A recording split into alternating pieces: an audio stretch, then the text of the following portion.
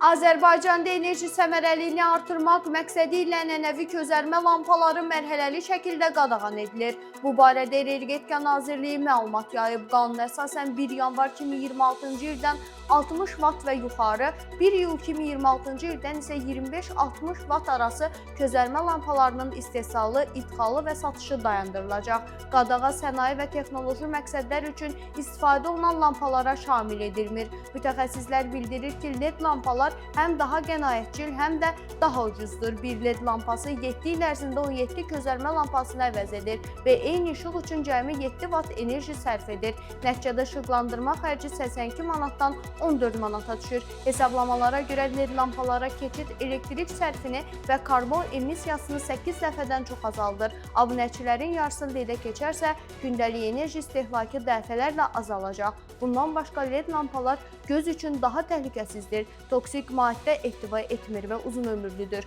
Nazirlik vətəndaşları enerji səmərəli LED işıqlandırmaya keçməyə çağırır.